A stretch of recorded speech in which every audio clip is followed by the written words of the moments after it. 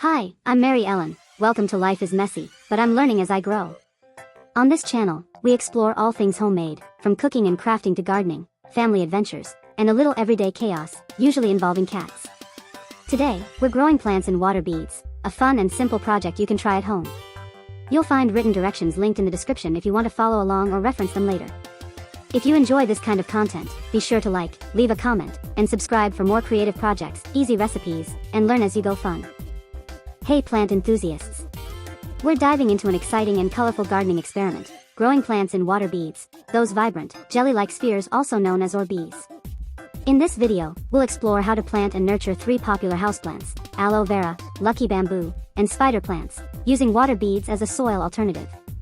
Water beads are not only visually appealing but also help maintain moisture, making them a fun and functional choice for indoor gardening. You will need these supplies: a glass jar or vase, water beads, water, and plants. How to grow plants in water beads, step by step. 1. Hydrate the water beads. Place dry water beads in a large bowl or container.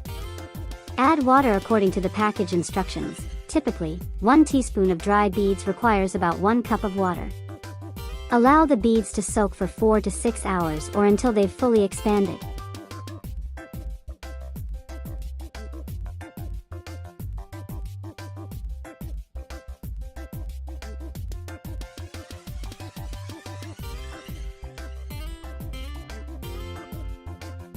Two. Prepare your container. Choose a clear glass container, such as a mason jar or vase, to showcase the colorful beads. Fill the container about 3/4 full with the hydrated water beads. 3. Insert your plant. Gently remove any excess soil from the plant's roots. Create a small space in the center of the beads and place the plant's roots into the opening. Add more beads around the roots to secure the plant in place.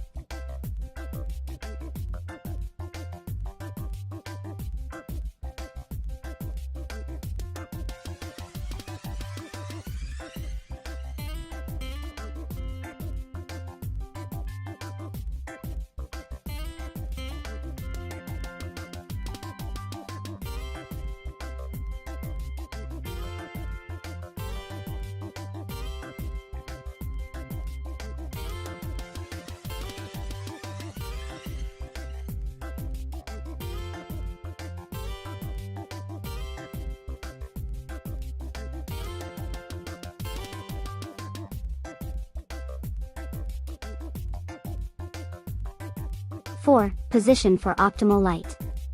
Place the container in a spot that receives bright, indirect sunlight. Avoid direct sunlight, as it can cause the beads to fade and may overheat the plant. 5. Maintain moisture levels. Check the beads weekly to ensure they remain hydrated. If they begin to shrink, add about 2 tablespoons of water to the container to rehydrate them.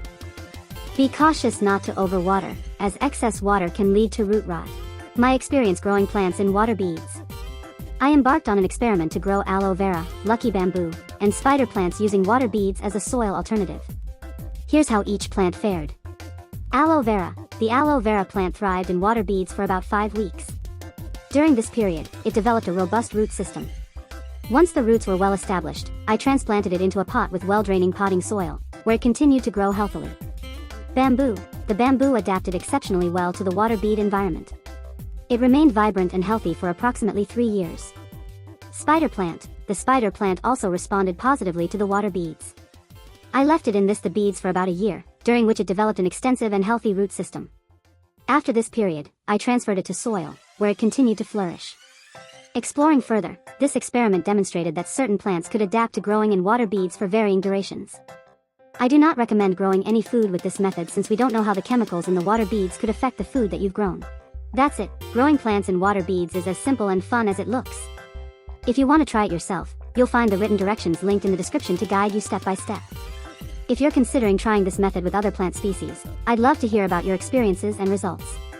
If you're into hands-on projects, a bit of mess, and learning as you go, make sure to like, comment, and subscribe. There's always something creative happening here. Have an amazing day. I'll see you again soon.